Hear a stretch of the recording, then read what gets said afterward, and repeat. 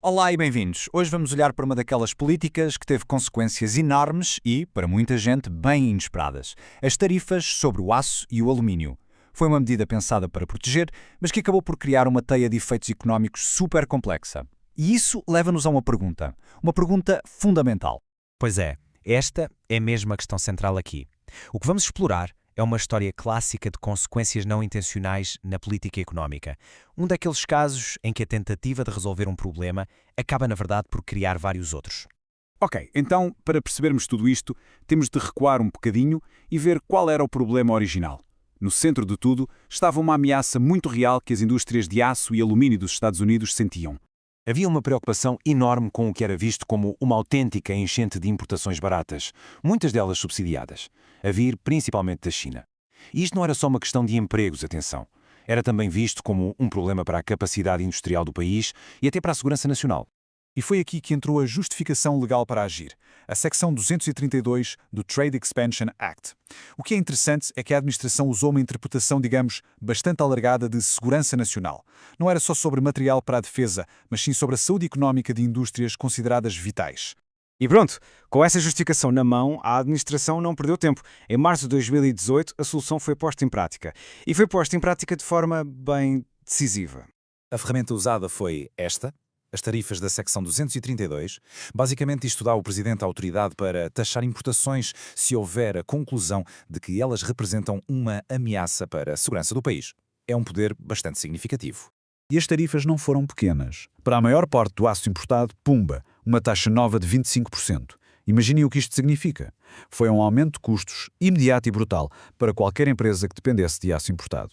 E não foi só o aço. Para o alumínio, a tarifa ficou nos 10%. Juntas, estas duas medidas levantaram uma barreira comercial enorme, com o objetivo de proteger os produtores locais. A questão é, a que custo? E é agora que entramos no coração do nosso tema. As ondas de choque que estas tarifas provocaram na economia doméstica. De repente, a solução para um problema começou a parecer-se muito com um novo problema. Esta citação da Tax Foundation resume um princípio básico da economia de uma forma perfeita. Uma tarifa, no fundo, é um imposto. E como acontece com a maioria dos impostos sobre empresas, o custo acaba sempre por ser passado para a frente, até chegar ao consumidor final. E o custo foi altíssimo. Segundo o Peterson Institute for International Economics, proteger cada posto de trabalho na indústria do aço custou à economia qualquer coisa como $650 mil. É um número que nos faz parar para pensar na eficiência desta política, não é? E aqui está a outra face da moeda, a grande ironia. Enquanto se produziam alguns empregos de um lado, perdiam-se muitos mais do outro. Estima-se que cerca de 75 mil postos de trabalho desapareceram em indústrias que usam aço e alumínio. Pensem no setor automóvel, na construção, simplesmente porque os custos de produção delas dispararam. E o impacto não foi só nos empregos. A Comissão de Comércio Internacional dos Estados Unidos calculou o golpe na produção destas indústrias que dependem dos metais. O resultado? Uma perda anual de 3,4 mil milhões de dólares. É muito dinheiro. E este quadro ilustra os dados de forma brilhante. Reparem, as tarifas de facto funcionaram para reduzir as importações, menos 24% no aço, menos 31% no alumínio, e a produção interna até subiu um bocadinho. Mas olhem para a coluna do preço médio. Também subiu. Isto confirma exatamente quem pagou a conta, as indústrias e os consumidores americanos. Claro que a história não acaba dentro das fronteiras americanas.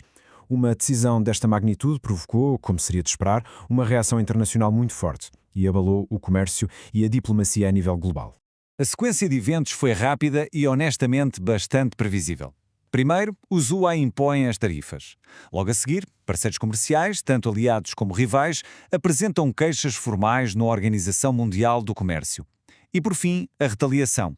Outros países impuseram as suas próprias tarifas a produtos americanos. Estava aberta uma guerra comercial em várias frentes. Esta analogia de um executivo brasileiro é poderosíssima e capta na perfeição o medo que se instalou a nível global. O aço chinês, que de repente foi barrado dos Estados Unidos, tinha de ir para algum lado, e países como o Brasil ficaram com receio de ser literalmente inundados, o que iria desestabilizar por completo os seus próprios mercados. Bom, com os custos a acumular-se internamente e as tensões a aumentar lá fora, a política começou a sofrer uma pressão imensa. Tão grande que começaram a circular notícias de que a própria administração estava a pensar em dar um passo atrás. A pressão vinha literalmente de todo o lado. Empresas americanas queixavam-se dos custos. Estudos importantes, como um da Reserva Federal de Nova Iorque, confirmavam que eram mesmo os americanos a pagar a fatura. Aliados-chave, como a União Europeia, protestavam. E, claro, com eleições à porta, o aumento do custo de vida tornou-se uma batata quente política. E para além de toda a questão económica e política, havia o problema prático, a logística. O sistema tornou-se um quebra-cabeças, especialmente quando se expandiram as tarifas para incluir os chamados produtos derivados, ou seja, bens que já continham aço ou alumínio. Para as empresas e para as alfândegas, tornou-se um autêntico pesadelo administrativo. Portanto, no final do dia, o que temos é este contraste brutal.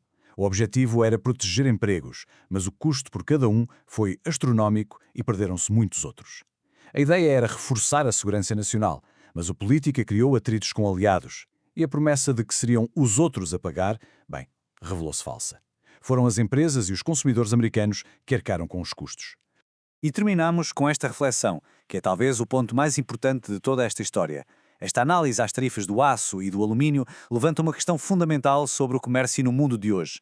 Mostra-nos que numa economia global, onde tudo está interligado, as ações numa área podem ter consequências enormes e muitas vezes imprevistas em todas as outras. Numa teia tão complexa, talvez o preço da proteção seja sempre pago por alguém. Obrigado por nos terem acompanhado.